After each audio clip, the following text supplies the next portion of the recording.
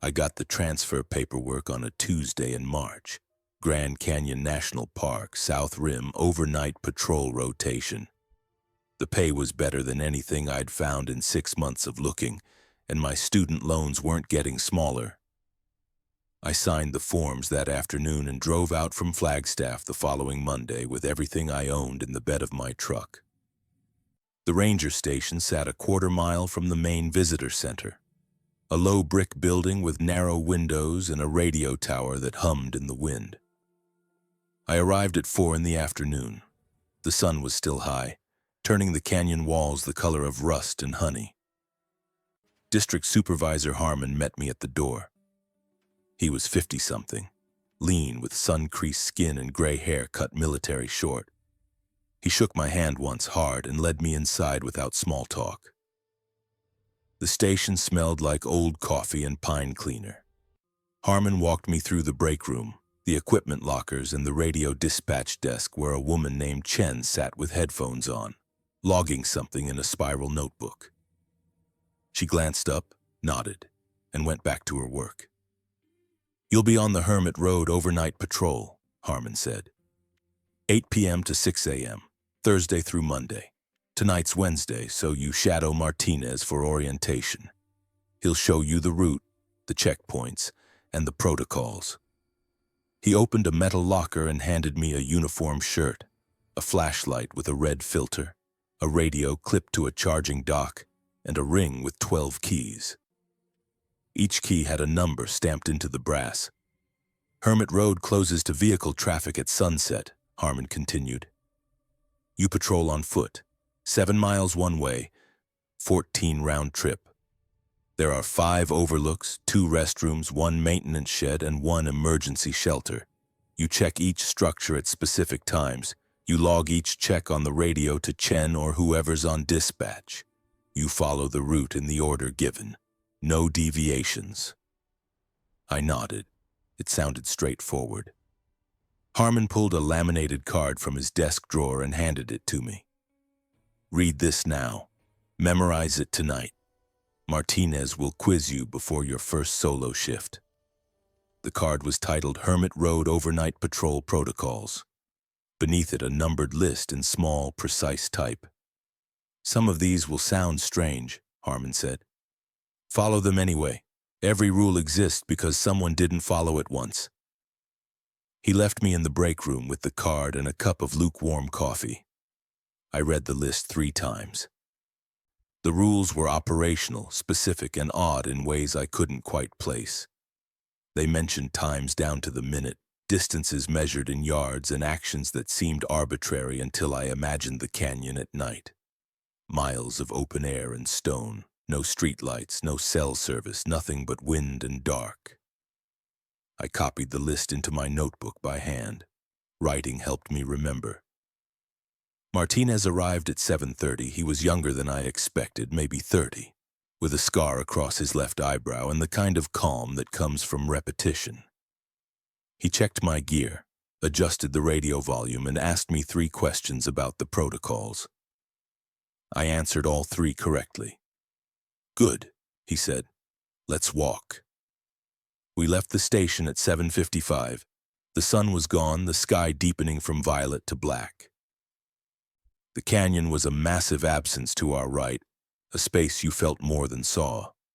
Hermit Road was a narrow 2-lane strip of asphalt that curved along the rim. During the day, shuttle buses ran every 15 minutes. At night, the road was ours. Martinez walked at a steady pace, his flashlight off. "You'll learn the route by feel," he said. "Count your steps if it helps. The overlooks are marked with signs, but at night you'll rely on distance and the sound of the wind. It changes pitch near the overlooks." We reached the first checkpoint at 8:17. Trailview Overlook, a small stone shelter with a wooden bench and a metal railing. Martinez swept his flashlight across the interior, checked behind the bench, and examined the railing. Then he keyed his radio. "Dispatch, Ranger Martinez. Trailview clear at 2017 hours." Chen's voice crackled back. "Copy, Trailview clear." Martinez turned to me. Every checkpoint, same procedure. Visual sweep, structural check, radio log. If anything's out of place, trash, clothing, footprints, you document it and report it. You do not investigate alone. You call it in and wait for instruction. We continued west. The wind picked up, carrying the smell of juniper and dust. Martinez explained the timing. Maricopa Point at 20:45. Powell Point at 21:30. Hopi Point at 22:15. Mojave Point at 2300. The Abyss at 23:45. Pima Point at midnight 30. Hermit's Rest at 1:15. Then you turn back and reverse the route, hitting each point again on the return. You finish at the station no later than 6 a.m. What if I'm early or late? I asked. You won't be, Martinez said. The timing matters. Stick to it. At Maricopa Point, Martinez stopped at the edge of the overlook and aimed his flashlight down into the canyon. The beam disappeared into the dark. You'll see animals, he said. Elk, mule deer, coyotes, bobcats. Most of them keep their distance. If you see something that doesn't move right, don't approach it. Log it and keep walking. Move right how? You'll know when you see it. We reached Powell Point at 9:43. Martinez checked his watch, frowned, and picked up his pace slightly. We arrived at Hopi Point at exactly 10:15. Hopi Point was the largest overlook, with a wide stone plaza and a covered viewing area. Martinez circled the plaza twice, checking the railings, the corners, the trash bins. Then he stopped and pointed to a section of railing on the east side. See that? I looked. A piece of cloth was tied to the railing, fluttering in the wind. It looked like a strip torn from a t-shirt. Someone left it, I said. Someone tied it, Martinez corrected. There's a difference. You log it, you don't touch it. Dispatch will send someone to remove it during daylight hours. He radioed it in. Chen acknowledged and made a note. We moved on. The wind grew stronger, colder. I pulled my jacket tighter. At 1100 hours, we reached Mojave Point. Martinez checked the restroom there, a small cinder-block structure with 2 stalls and a broken light fixture. He pushed the door open with his boot and shined his light inside. Empty. Restrooms are tricky, he said. You check them at the times listed in the protocols.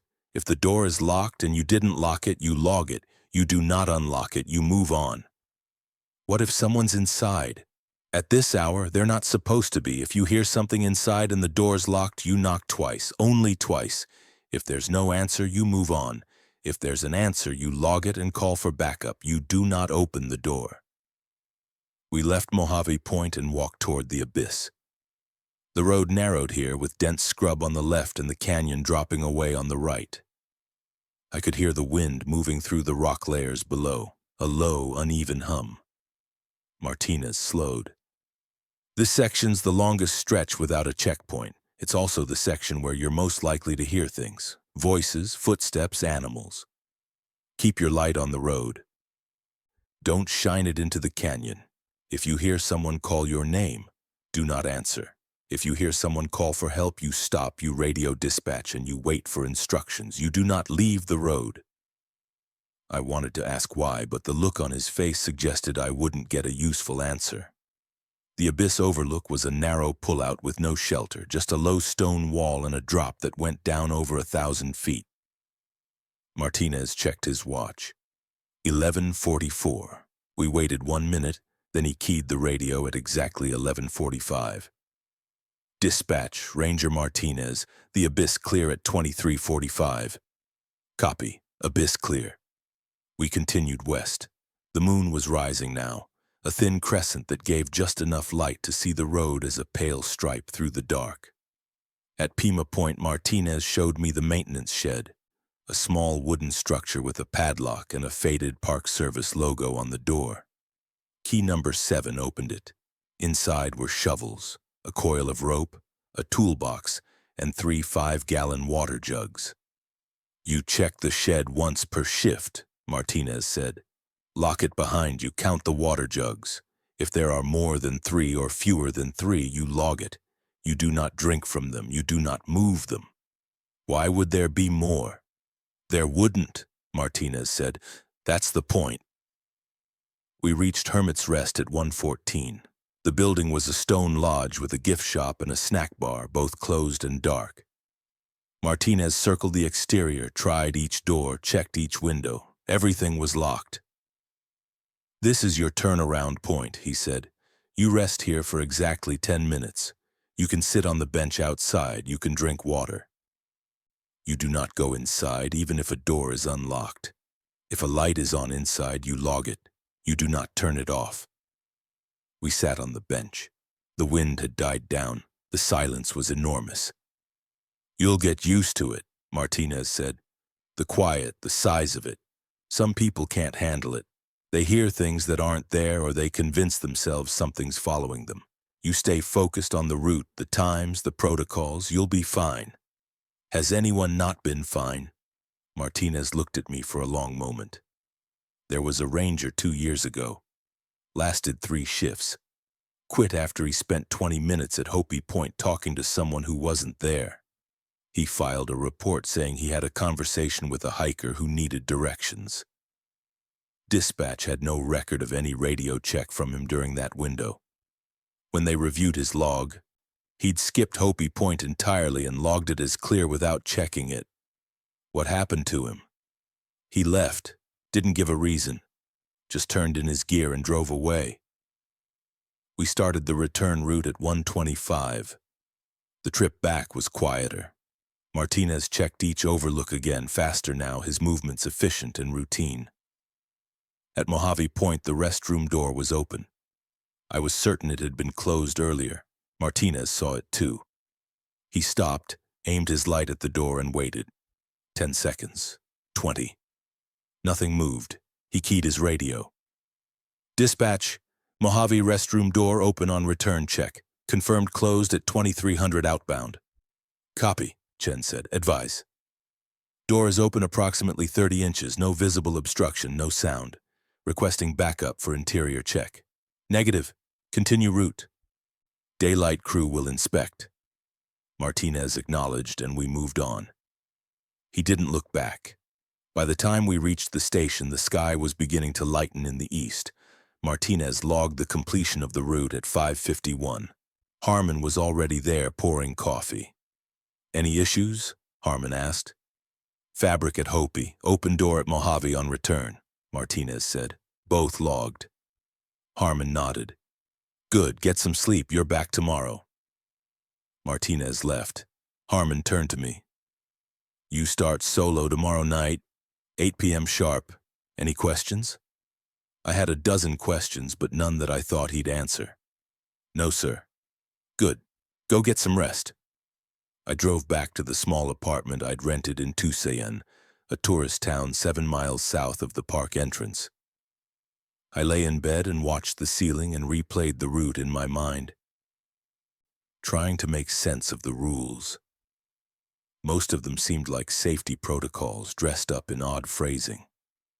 But some of them felt different, more specific than necessary, more rigid than logic required. I pulled out my notebook and reviewed the list I'd copied. The protocols were divided into sections, though the card hadn't labeled them. I grouped them myself to help remember. Checkpoint timing.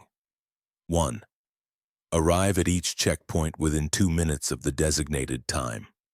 If you are more than 2 minutes early, wait at a distance of at least 30 yards until the correct time. If you are more than 2 minutes late, skip the checkpoint and continue to the next. Log the skip with dispatch. 2. Perform radio checks at each checkpoint immediately upon arrival. Use the exact phrasing, dispatch ranger, name. Location clear at time. Wait for confirmation before moving on. 3. If dispatch does not respond within 30 seconds, repeat the call once. If there is no response after the second call, continue the route and attempt radio contact again at the next checkpoint. Structural inspection. 4. Check all railings, benches, trash bins, and walls at each overlook. If you find clothing, bags, or personal items, do not touch them. Log their exact location and description with dispatch. 5. At restrooms, knock twice and wait 10 seconds. If there is no answer, check the interior. If the door is locked and you did not lock it, log it and move on. Do not unlock it. 6. The maintenance shed at Pima Point is inspected once per shift during the outbound leg only. Count the water jugs. There should be 3. Log any discrepancy. Behavioral rules. 7. If you hear your name called, do not respond. Continue walking. If the calling persists for more than 1 minute, stop and radio dispatch. Remain on the road. 8. If you hear someone calling for help, stop immediately. Radio dispatch and report the direction and approximate distance of the sound. Do not leave the road to investigate. Wait for instructions. 9. If you encounter a person on the route, ask for their name and their reason for being on Hermit Road after hours. Do not approach closer than 10 feet. Log the encounter with dispatch and await instructions. If the person does not answer or provides an answer that does not make sense, maintain distance and radio immediately. 10. If you see an animal moving in a way that seems unnatural, walking backwards, circling without stopping, standing motionless for more than 2 minutes, do not approach it. Log the sighting with dispatch and continue your route. Light and visibility. 11. Use your flashlight on the road and at checkpoints only. Do not shine your light into the canyon. If you see a light source below the rim, log its location and color. Do not signal toward it. 12. If a light is on inside Hermit's Rest or any other structure when it should be off, log it. Do not enter the structure. Do not attempt to turn off the light. Restricted actions. 13. Do not leave the paved road except to inspect designated checkpoints. Do not step off the road to retrieve items, follow sounds, or investigate movement. 14. At Hermit's Rest, rest for exactly 10 minutes. Do not enter the building. If the door is unlocked, log it. If you see movement inside, log it. Do not knock. Do not call out. I stared at the list. Some of the rules made sense in the context of safety. Don't leave the road, don't approach strangers, report unusual activity. Others felt arbitrary. Why exactly 10 minutes at Hermit's Rest? Why count water jugs? Why not shine your light into the canyon? I told myself it didn't matter. My job was to follow the protocols, collect my paycheck, and pay down my loans. I didn't need to understand the reasoning. I set my alarm for 3 p.m. and tried to sleep. My first solo shift began at 8 p.m. on Thursday. The sky was clear, the temperature dropping fast. I checked my gear 3 times: flashlight, spare batteries, radio, keys, water, notebook. Harmon watched me from the dispatch desk. "Remember the timing," he said. "And remember, if something doesn't feel right, trust the protocols. They'll keep you safe." I nodded and headed out. The first leg went smoothly. I reached Trailview at 8:17, radioed the check, and moved on. Maricopa at 8:45, Powell at 9:30. Each checkpoint was empty, silent, exactly as it should be. At Hopi Point, I found another piece of fabric tied to the railing. This one was red, knotted tightly around the metal bar. I logged it with Chen and continued west. The abyss was the first checkpoint where I felt the size of the canyon pressing in. The drop was invisible in the dark, but I could feel it, a massive emptiness pulling at the edge of my vision.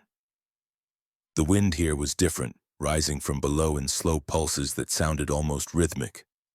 I radioed the check at exactly 11:45 and moved on quickly. At Pima Point, I unlocked the maintenance shed and counted the water jugs. 3. I locked the shed and continued to Hermit's Rest, arriving at 1:14. I sat on the bench outside and drank water. The silence was absolute. No wind, no animals, no distant traffic, just stone and air and the faint hum of blood in my ears.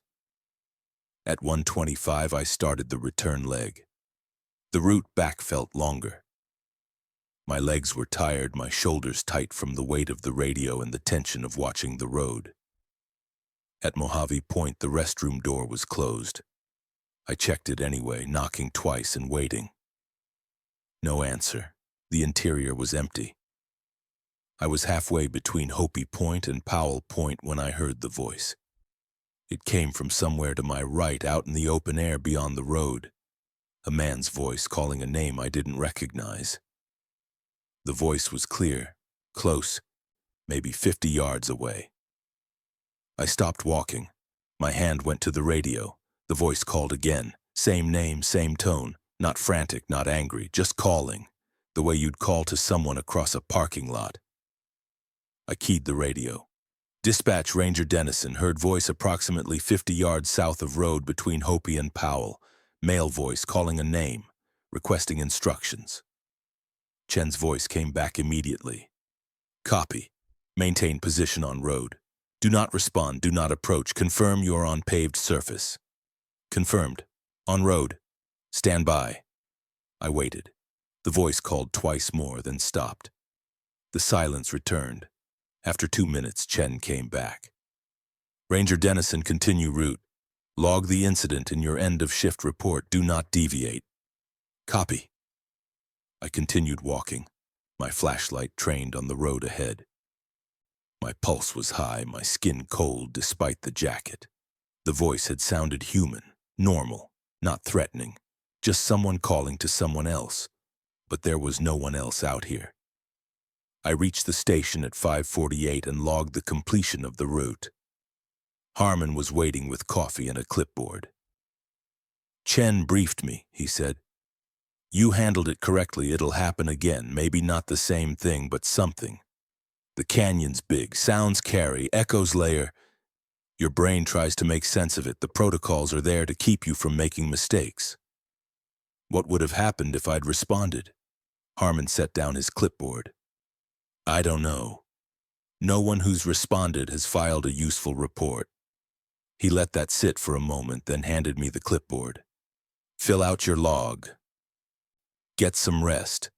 I drove back to Tusayan and slept until noon. The next shift was Friday night.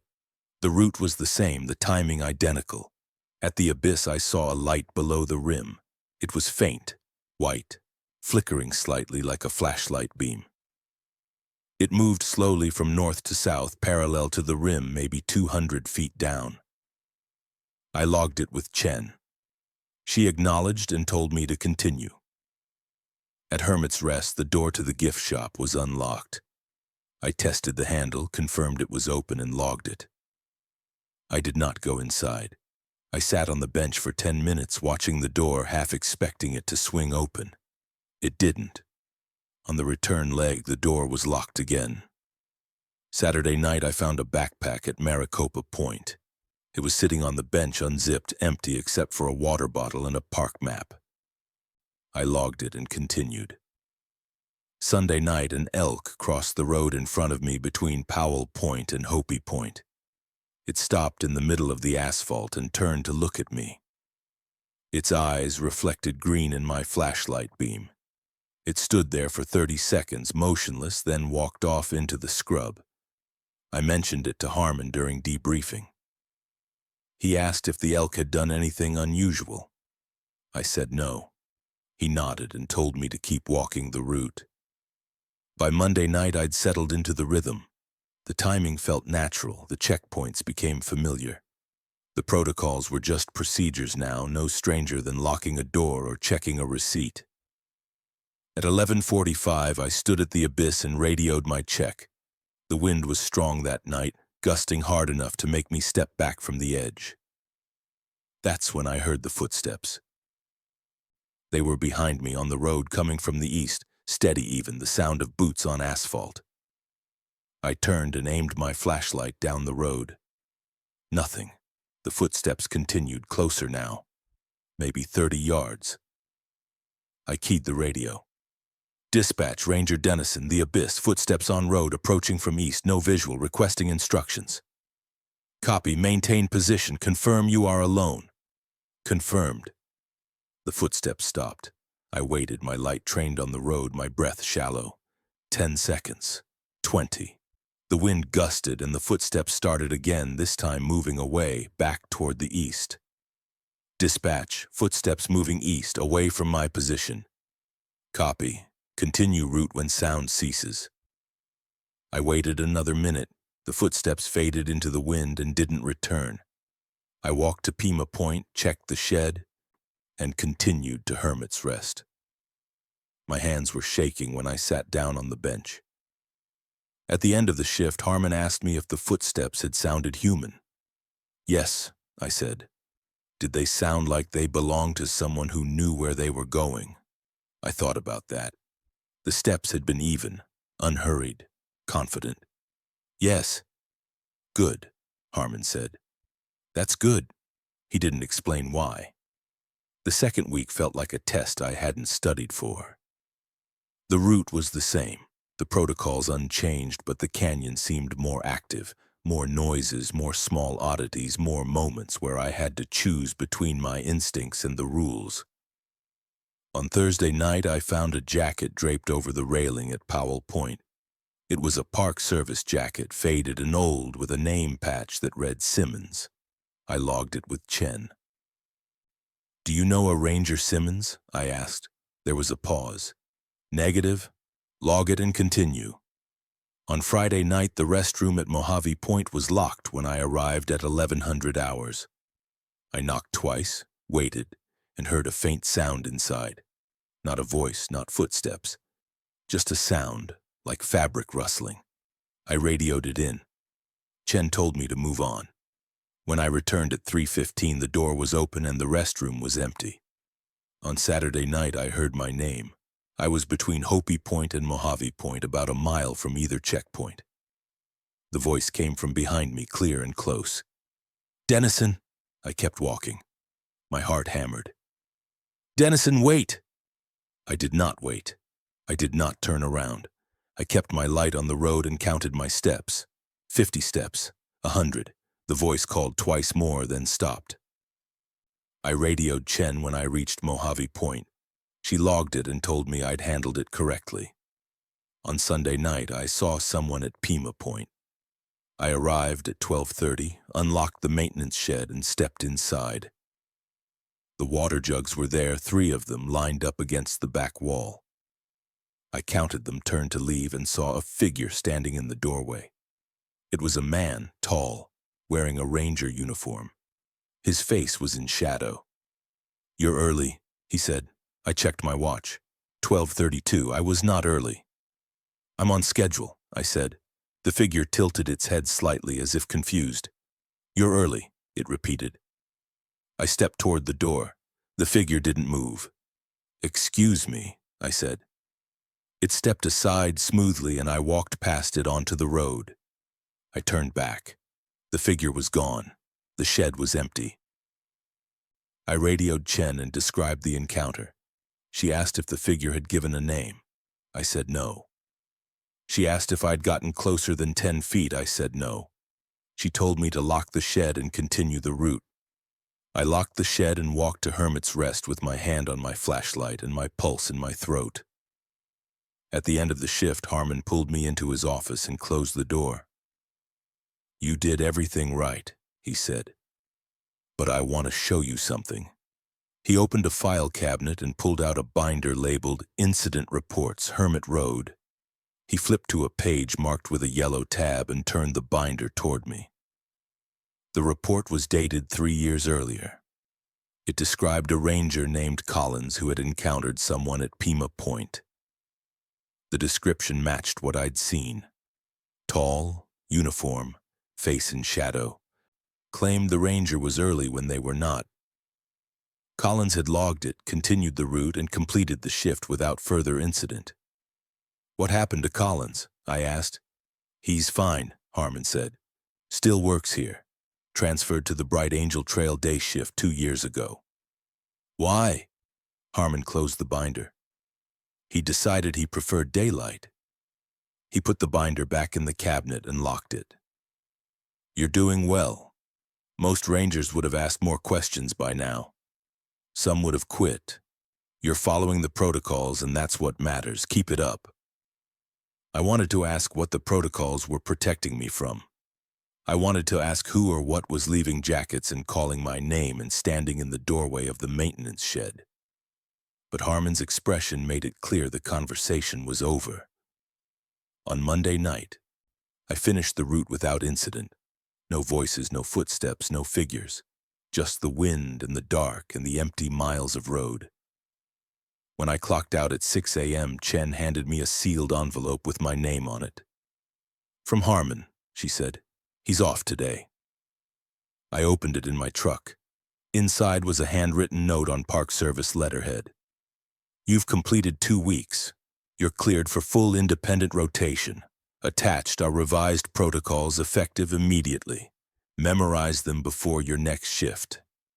Harmon." Below the note was a new laminated card, slightly larger than the first. The title read, "Hermit Road Overnight Patrol Protocols, Amendments." I read it 3 times before I started the engine. The amendments didn't replace the original protocols. They added to them, tightening gaps and clarifying edge cases I'd already encountered. They made the job more demanding and less forgiving. I copied them into my notebook during a late breakfast at a diner in Tusayan. The waitress refilled my coffee twice and didn't ask why I was writing so intently. Amendments to Hermit Road Overnight Patrol Protocols. 1. If you encounter another ranger on the route, ask for their name and their assignment. If they claim to be on Hermit Road Patrol, ask for their current checkpoint and expected arrival time at the next checkpoint. If their answer does not match the established schedule, maintain a distance of at least 15 feet and radio dispatch immediately. Do not continue walking with them. 2. If you find clothing or personal items at a checkpoint, note the exact position. If the same item appears at a different checkpoint later in the shift, do not touch it. Log both locations with dispatch. If the item has moved closer to the canyon edge, radio dispatch immediately and await instructions. 3. At Hermit's Rest, if the door is unlocked, check the handle once but do not push the door open. If the door swings open on its own, step back at least 20 feet and radio dispatch. Do not look inside, do not call out. 4. If you hear your name called more than 3 times in a single shift, stop at the next checkpoint and radio dispatch. Provide the locations where you heard the voice. Dispatch will advise whether to continue or return to the station. 5. If you see a person or animal at the same location on both the outbound and return legs of the route, do not assume it is the same individual. Log both sightings separately. If the person or animal acknowledges you differently on the return leg, radio dispatch immediately. 6. During the 10-minute rest at Hermit's Rest, remain seated on the bench. Do not walk around the building. Do not approach the windows. If you hear voices or movement inside, remain seated and complete your rest period. Log the sounds with dispatch after resuming the route. 7. If the maintenance shed at Pima Point is unlocked when you arrive, do not enter.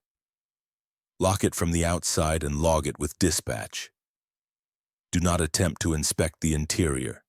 Continue the route. 8. If you encounter a light source on the rim that is the same color and brightness as your flashlight, turn off your light immediately and radio dispatch. Do not move until you receive instructions. 9. Between Hopi Point and Mojave Point, there is a section of road approximately 400 yards long marked by 2 reflective posts. If you count more than 2 posts in this section, do not stop to investigate. Log the count with dispatch and continue. If you count fewer than 2 posts, increase your pace and proceed directly to the next checkpoint without stopping. 10. If dispatch does not respond to 2 consecutive radio checks, continue the route. Attempt contact at each checkpoint. If you complete the full route without radio contact, return to the station and report immediately to the on-duty supervisor. Do not attempt to use a personal phone. Do not leave the park. I studied the amendments for an hour, then drove back to my apartment and tried to sleep. My mind kept circling back to Amendment 1. If they claim to be on Hermit Road patrol, ask for their current checkpoint. The wording implied I might encounter someone who claimed to be doing my job while I was doing my job. I didn't like that implication. My next shift was Thursday night. The weather had turned colder, the wind sharp and unsteady. I dressed in layers and checked my gear twice before leaving the station. Harmon was there, drinking coffee and reading a maintenance report. He glanced up when I clipped my radio to my belt. "You read the amendments?" he asked. "Yes, sir." "Any questions?" I had several. I asked the safest one. Amendment 9. The reflective posts between Hopi and Mojave. How many posts should there be? 2, Harmon said. "What if there are more?" "Then there are more. You log it and keep walking." "And if there are fewer?" Harmon set down his coffee. "Then you walk faster." He didn't elaborate, and I didn't push. I started the route at 8 p.m. The first 3 checkpoints were clear.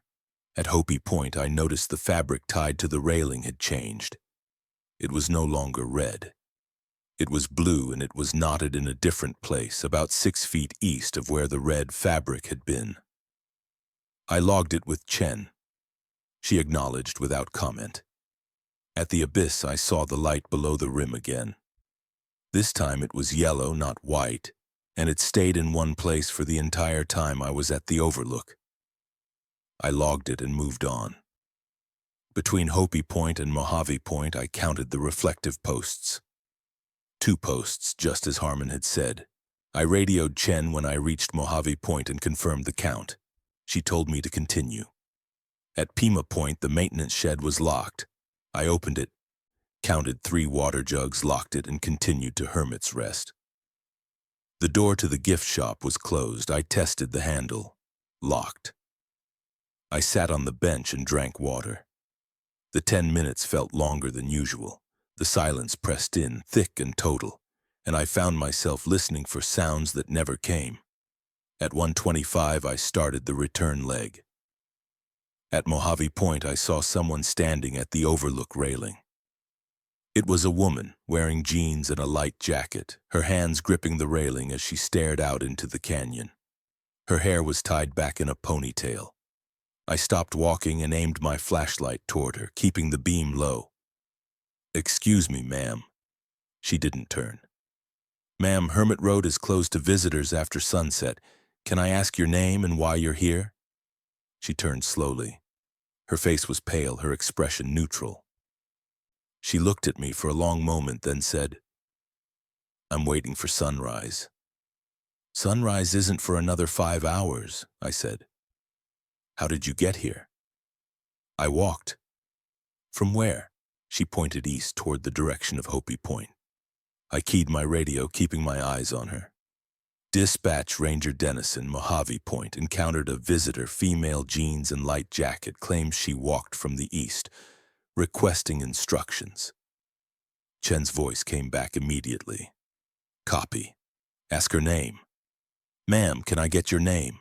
The woman tilted her head, the same gesture I'd seen from the figure at Pima Point. "Does it matter?" "Yes, ma'am, it does."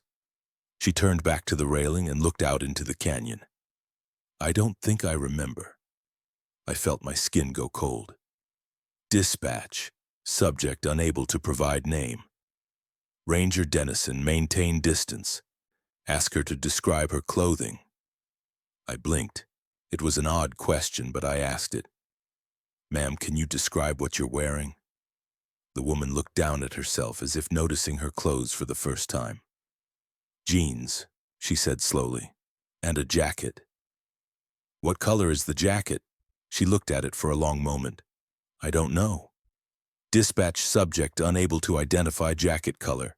"Copy. Ranger Dennison, step back 20 feet. Do not engage further. Stand by." I stepped back, keeping my flashlight on the woman. She didn't move. She just stood at the railing, staring out into the dark. After a minute, Chen came back. "Ranger Dennison, continue route.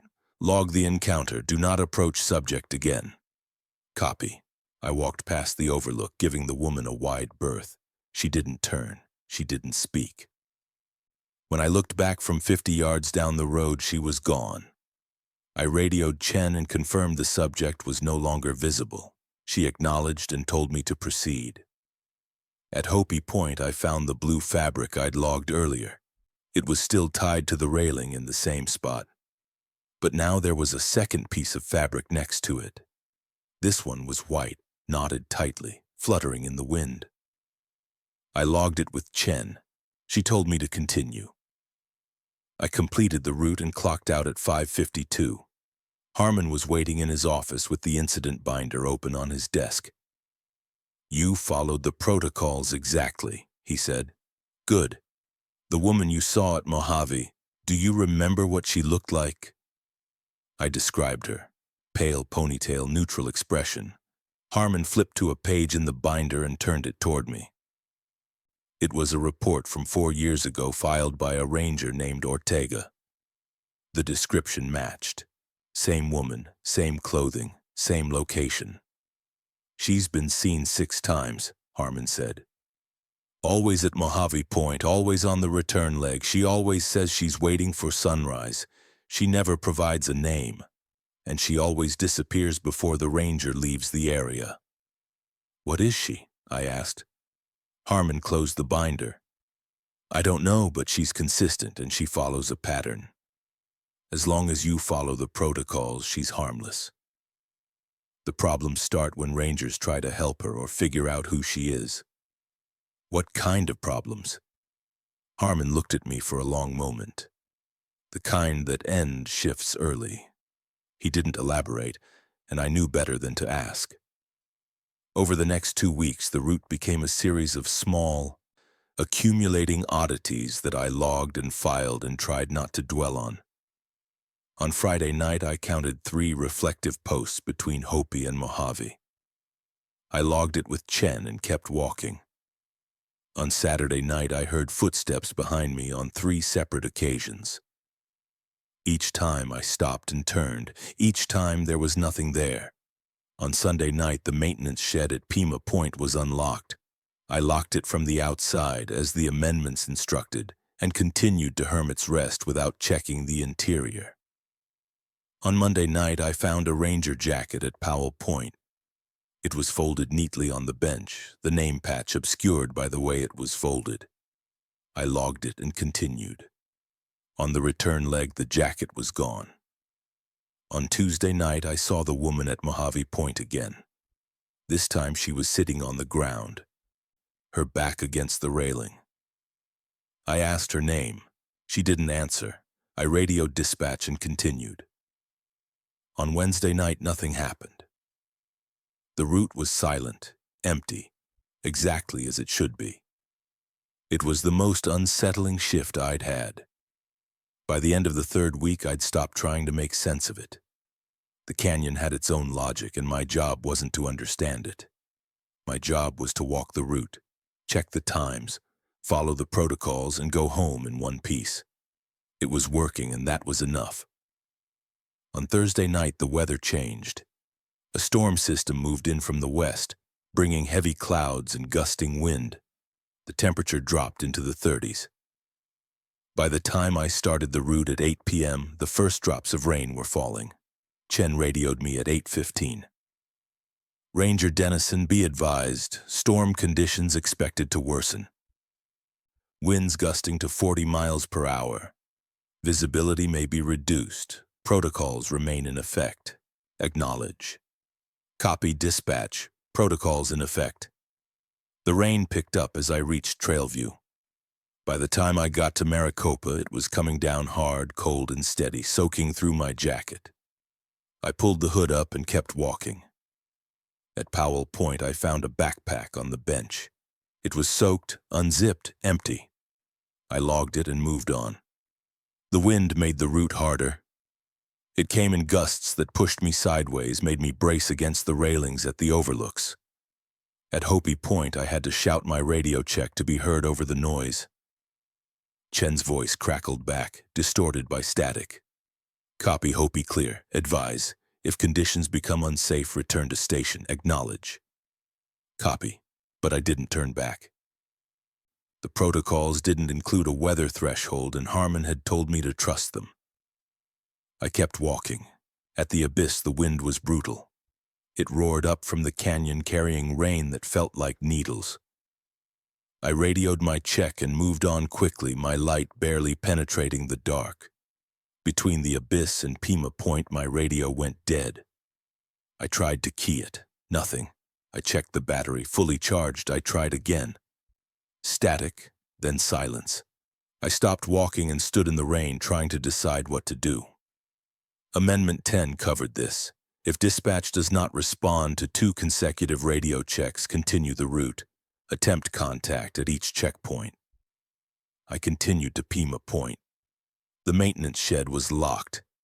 I opened it, stepped inside out of the rain, and tried the radio again. Static, then a faint voice. Too distorted to make out words. Then silence. I counted the water jugs. 3. I locked the shed and continued to Hermit's Rest. The rain eased slightly as I approached the building. I could see the outline of the stone walls, the dark windows, the bench outside. I sat down and tried the radio again. This time a voice came through. Not Chen. A man's voice, deep and calm. Ranger Dennison, this is dispatch. Confirm your position. Hermit's Rest, I said. Radio malfunction. Just regained contact. Copy. Be advised, storm intensifying. Return to station after rest period. Acknowledge. Copy. Returning after rest. I sat on the bench and drank water. The rain drummed on the stone walls. The 10 minutes felt like an hour. At 1:25, I stood and started the return leg. The rain had turned to sleet, thin and sharp. My light caught the ice forming on the road, and I slowed my pace to avoid slipping.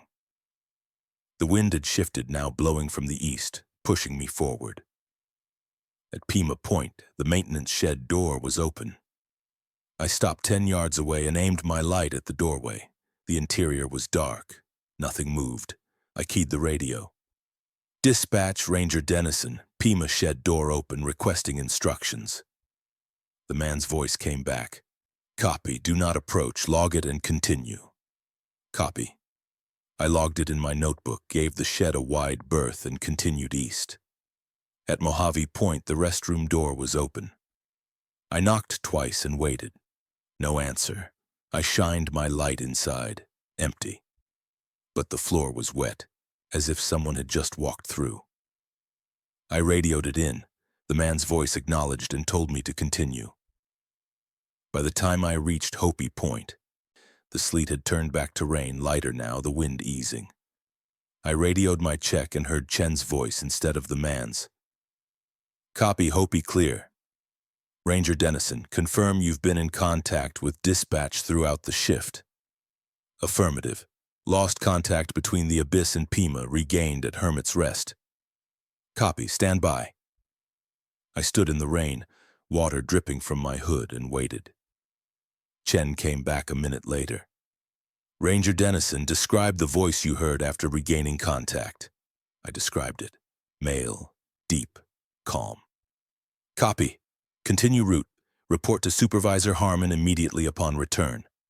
Copy. I finished the route at 5:46 and went straight to Harmon's office. He was awake, alert, with a fresh pot of coffee and the incident binder open on his desk. Sit, he said. I sat. You heard a male voice on the radio after Hermit's Rest. Yes, sir. Chen was on dispatch the entire shift. She never left the desk. There was no male dispatcher. I felt my stomach tighten. Then who was I talking to? I don't know.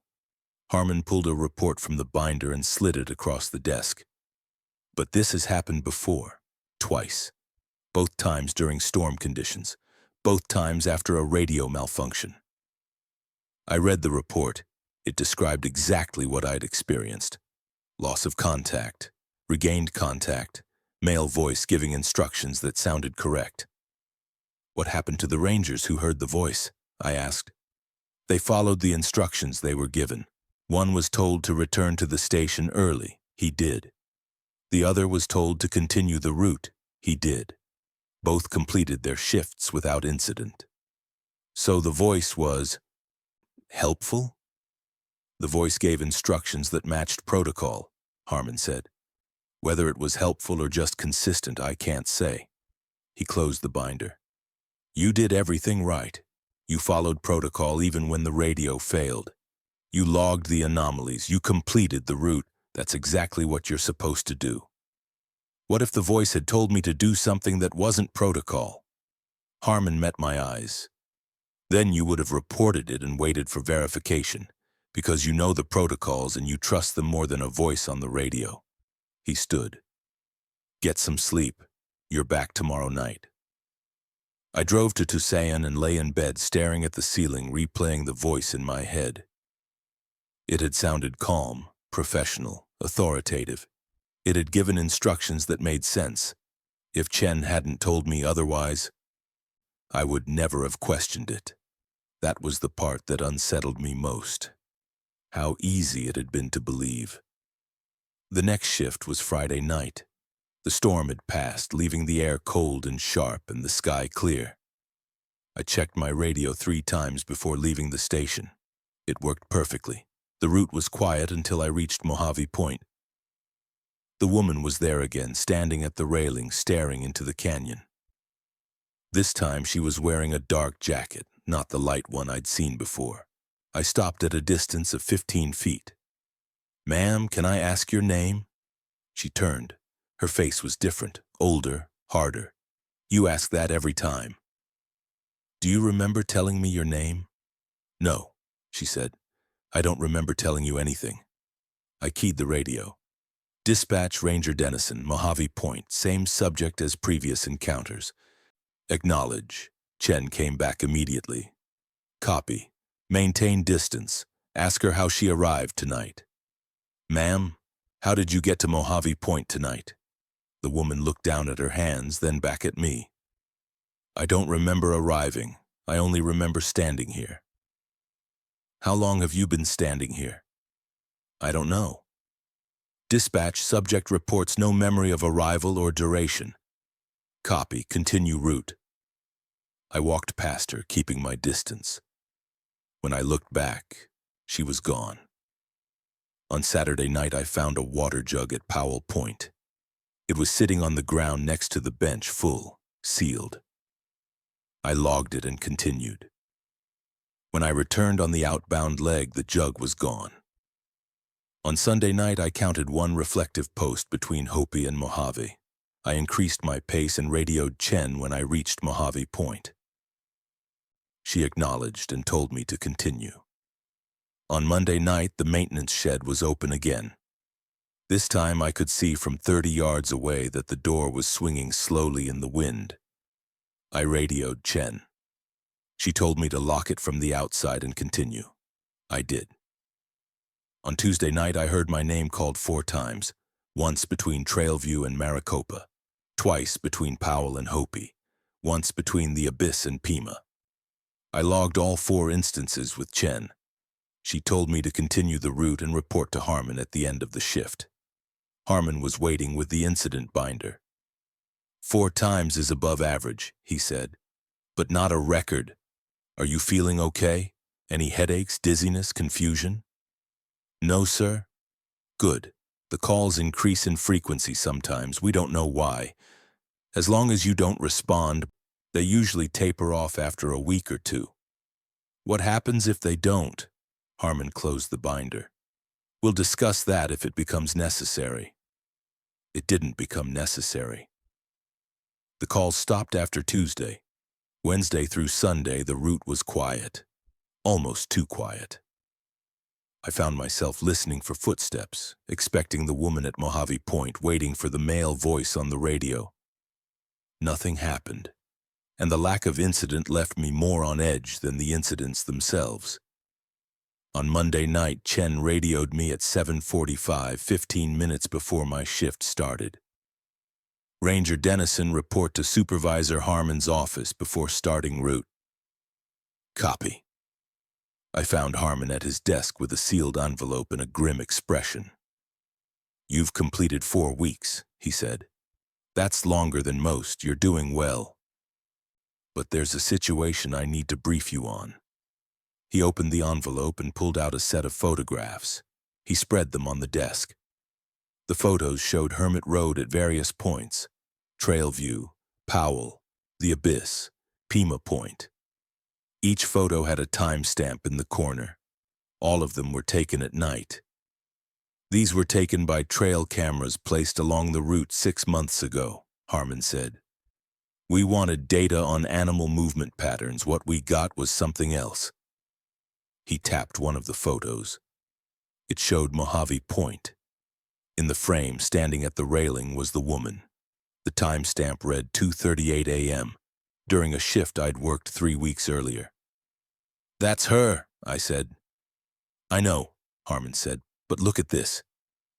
He pulled out another photo. Same location, same timestamp, different angle. The railing was empty. No woman. No one at all. "The cameras were 20 feet apart," Harmon said, "triggered simultaneously. One shows her, one doesn't." He showed me more photos.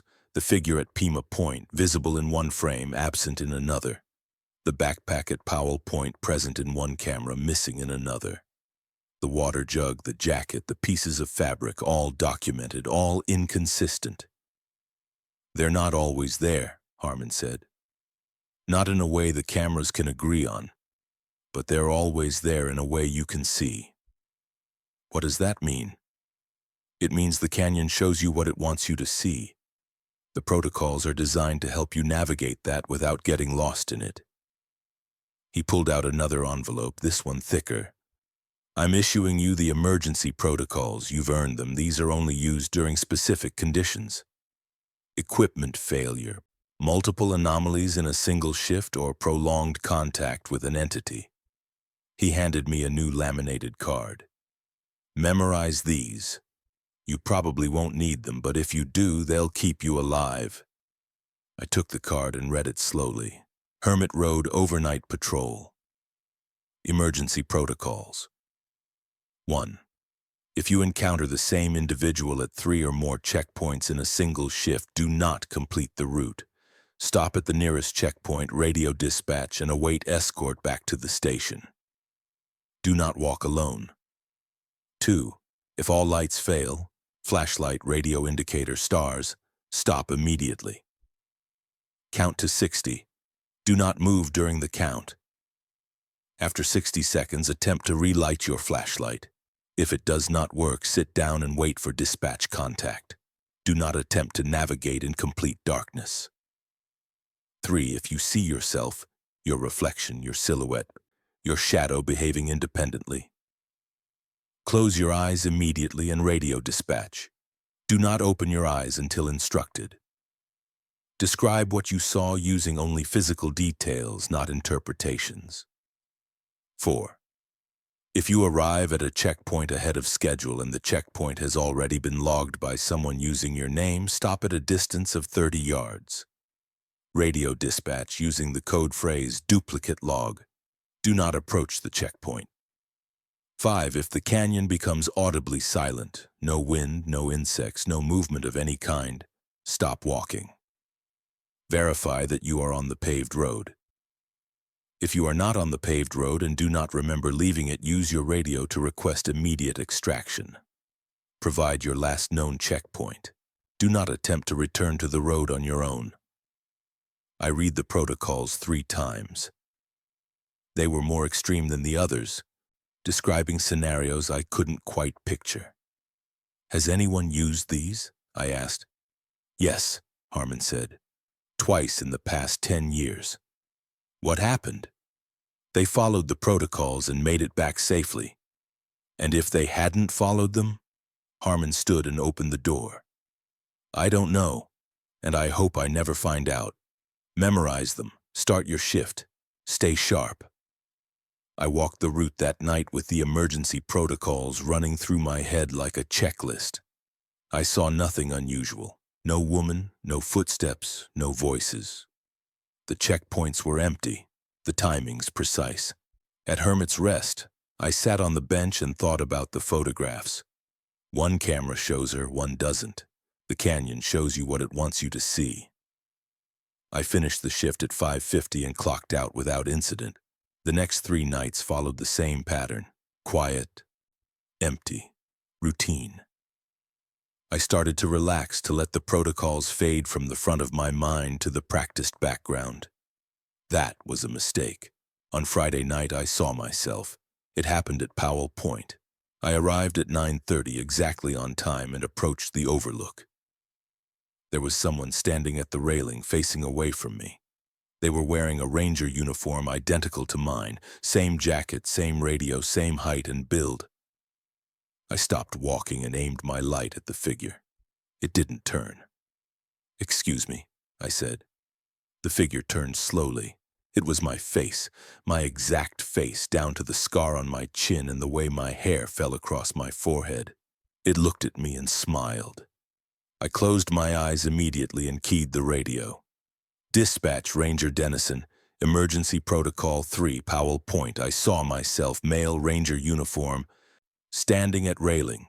Exact physical match. Eyes closed." Chen's voice came back, sharp and fast. "Copy. Keep your eyes closed. Describe what the figure was doing when you first saw it." "Standing at the railing, facing the canyon, turned when I spoke." "Did it speak?" "No." "Did it move toward you?" "No." "Copy. Keep your eyes closed. Count to 30. After 30 seconds, open your eyes and verify the figure is gone. Do not approach the railing. Acknowledge." "Copy. Counting now." I counted, my eyes shut, my pulse hammering. The wind moved around me. I heard nothing else. At 30, I opened my eyes. The railing was empty. "Dispatch, figure is gone." "Copy. Proceed to checkpoint and complete radio log. Continue route. Report any additional sightings immediately." I walked to the overlook on shaking legs and radioed the check. Chen acknowledged. I continued the route, my hands tight on the flashlight, my eyes scanning every shadow. At Hopi Point, the checkpoint was clear. At Mojave, empty. At the Abyss, silent. I saw nothing else that night. At the end of the shift, Harmon called me into his office. He looked tired, older than I'd seen him before. "You did exactly right," he said. "Closing your eyes was correct. Reporting immediately was correct. Not approaching was correct. You followed Protocol 3 perfectly." "What was it?" I asked. "I don't know," Harmon said. "We call it a duplicate. It appears as you, mimics your appearance, but it doesn't move right. It doesn't speak right. If you'd approached it or tried to communicate with it, the shift would have ended badly." "How badly?" Harmon opened the incident binder and showed me a report from 8 years ago. A ranger named Torres had encountered a duplicate at Hopi Point. He'd approached it, tried to talk to it. He'd made it back to the station, but he'd filed a resignation the next day. The report included a note from the exit interview. "Subject reports severe disorientation and recurring visual distortions, recommended for medical evaluation." "Torres is fine now," Harmon said. "It took him 6 months to recover, but he didn't follow protocol. You did. You'll be fine." I wanted to believe him. Over the next 2 weeks, the route felt heavier. Every checkpoint was a test. Every shadow was a potential threat. I followed the protocols exactly, radioed every check on time, logged every anomaly. On Saturday night, I found clothing at 3 checkpoints: a jacket at Trailview, a hat at Powell, a pair of gloves at Hopi. I logged all 3. On the return leg, all 3 items were gone. On Sunday night, the maintenance shed was open and empty. No water jugs. I radioed Chen. She told me to lock it and continue. I did. On Monday night, I heard footsteps behind me for 20 minutes straight from Mojave Point to the Abyss. They never got closer, never got farther. Just steady, even steps pacing me. On Tuesday night, I counted 4 reflective posts between Hopi and Mojave. I logged it and increased my pace. On Wednesday night, nothing happened. The route was silent, and the silence was worse than the anomalies. On Thursday night, I encountered the woman at Mojave Point for the last time. She was sitting on the ground, her back against the stone wall. her head in her hands. She looked up as I approached. "I can't remember how to leave," she said. I stopped 15 feet away. "Ma'am, can you describe where you're trying to go?" She stared at me, her expression confused. "I don't know. I just know I'm supposed to leave. Do you remember arriving here?" "No." "Do you remember your name?" She looked down at her hands. "I used to." I keyed the radio. "Dispatch, Ranger Dennison, Mojave Point. Subject reports inability to remember name or departure. Requesting instructions." Chen's voice was softer than usual. "Copy, ask her if she can see the stars." I looked up. The sky was clear, filled with stars. "Ma'am, can you see the stars?" The woman looked up slowly. "No," she said, "it's too dark." Dispatch, subject reports inability to see stars. Sky is clear from my position. Copy. Do not engage further. Continue route. Copy. I walked past the woman. She didn't turn to watch me go. When I looked back from 50 yards away, she was gone. I didn't see her again. By the end of the 6th week, I'd settled into a rhythm that felt less like a job and more like a ritual. The route was the same every night. The protocols were burned into my memory. The anomalies came and went, predictable in their unpredictability. I stopped asking questions. I stopped trying to understand. I just walked the route, checked the times, followed the rules. It was the only way to do the job. On my last shift of the 6th week, Chen radioed me at 11 p.m. just after I'd logged Mojave Point. "Ranger Dennison, be advised, Supervisor Harmon is requesting a meeting at end of shift, non-urgent. Acknowledge. Copy." I finished the route and clocked out at 5:51. Harmon was in his office with coffee and a folder. "You've completed 6 weeks," he said. "That's above average. Most rangers transfer off Hermit Road after 3 or 4.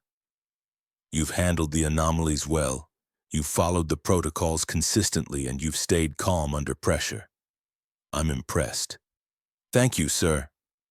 He opened the folder and pulled out a single sheet of paper. "I'm offering you a permanent assignment on Hermit Road. Same schedule, same pay, but with seniority and access to additional resources." "What kind of resources?" "Updated protocols, incident archives, direct line to my office during shifts. You'd also be eligible to train new rangers on the route." "Training?" "We need people who understand the protocols and can teach them effectively. You're one of the few who've made it this far without breaking procedure. That makes you valuable."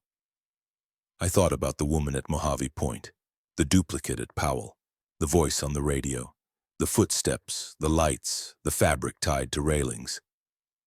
"Can I ask a question, sir?" "Go ahead." "What is this place protecting us from?" Harmon leaned back in his chair. "I don't have a complete answer. What I can tell you is this. The canyon is old. Older than the park, older than the roads, older than any record we have. It has patterns, and those patterns interact with people in ways we don't fully understand. The protocols are based on decades of observation, trial, and error. They work because they're built on what's happened before, not on what we think should happen. So we're just following rules we don't understand." "We're following rules that keep people safe," Harmon corrected. "Understanding can come later. Safety comes first." He slid the paper across the desk. "Think about it. You don't have to decide now, but if you stay, you'll help us keep this route safe for everyone who walks it." I looked at the paper. It was a standard contract, listing duties and expectations. I thought about my student loans. I thought about the quiet efficiency of the route, the clarity of the protocols. I thought about the fact that despite everything I'd seen, I'd never felt truly unsafe, just watched. "I'll take it," I said. Harmon nodded. "Good. You start training a new ranger next week. His name's Patterson. He's green, but he's sharp. Teach him the protocols. Walk him through the route. Answer his questions, but don't speculate. Stick to what works." "Yes, sir." I signed the contract and left the office as the sun rose over the canyon, painting the walls gold and red. I drove back to Tusayan, showered, ate breakfast, and lay in bed. For the first time in 6 weeks, I slept without dreaming. Patterson arrived the following Thursday. He was 25, tall and thin, with nervous energy and a notebook he kept in his jacket pocket. He asked questions constantly. Why exactly 10 minutes at Hermit's Rest? That's the protocol. But why 10? Why not 5 or 15? I don't know. That's the protocol. We walked the route together on Thursday and Friday nights. Patterson was quick, attentive, and followed instructions without hesitation. He logged every checkpoint correctly, timed his pace well, and didn't flinch when we heard footsteps between Hopi and Mojave. On Saturday night, he saw his first anomaly. We were at Powell Point when he stopped walking and pointed at the railing. There's something there. I looked. A scarf was tied to the railing, bright yellow, knotted tightly. Log it, I said. Patterson pulled out his notebook. Should we remove it? No, just log it and keep walking. Why not remove it? Because that's the protocol. He wrote it down, his handwriting neat and precise. We continued the route. At Mojave Point, Patterson saw the woman. He stopped, his hand going to his radio. Wait, I said, let me handle it. I approached to 15 feet and asked her name. She didn't answer. I asked how she'd arrived. She said she didn't remember. I radioed Chen and continued the route. Patterson was quiet for the next mile.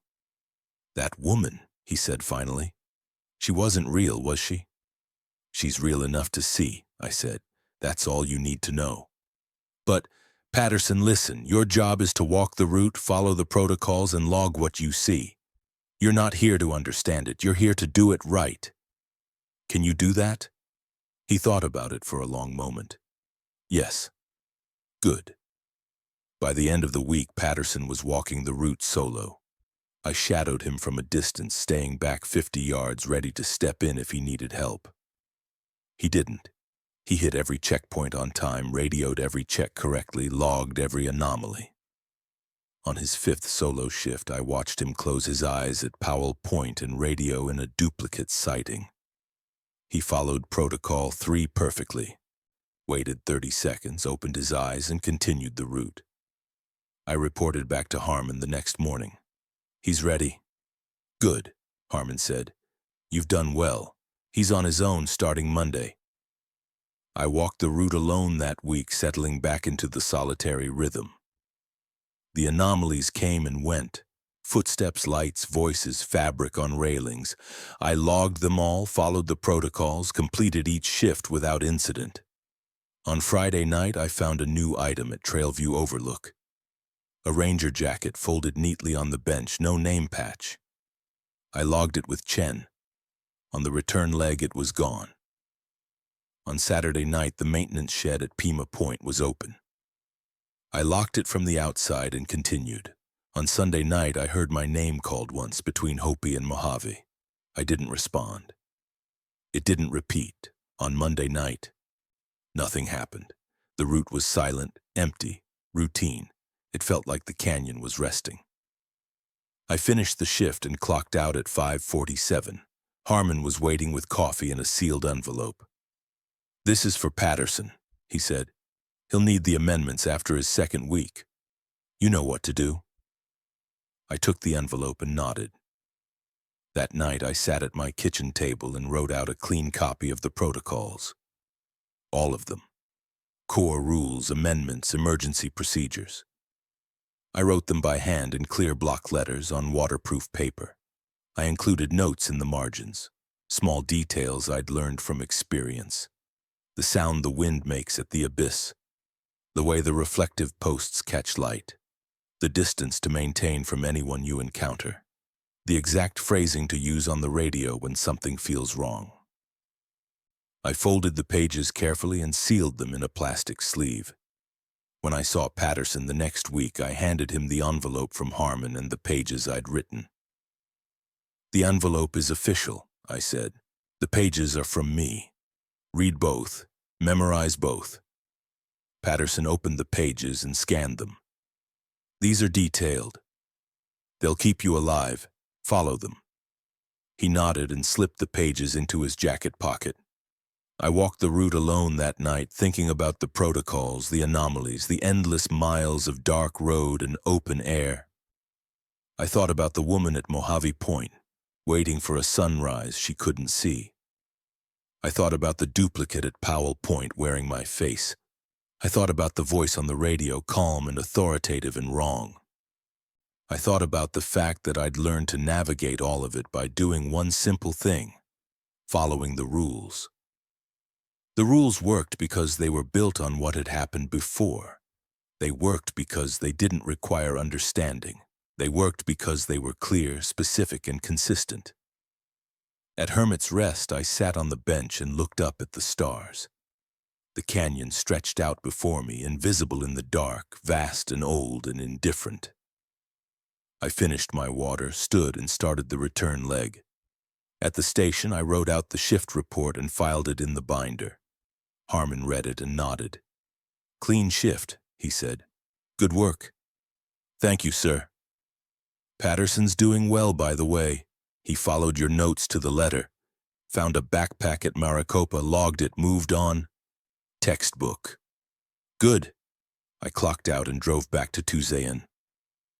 The sun was rising, painting the canyon walls in shades of red and gold. I thought about the fact that in 12 hours I'd be back on the route, walking the same miles, checking the same overlooks, following the same protocols. I thought about the fact that I was okay with that. The job was strange, the canyon was stranger, but the protocols worked, and I knew how to follow them. That was enough. I parked my truck, went inside, and wrote out one final copy of the protocols. This one was for whoever came after Patterson, whoever walked the route when I was gone, whoever needed to know that the rules were there for a reason, even if that reason was never explained. I wrote clearly, carefully, and without commentary. When I finished, I sealed the pages in an envelope and addressed it to Supervisor Harmon. I'd give it to him at the end of the month. For now, I had shifts to walk, checkpoints to log, and protocols to follow.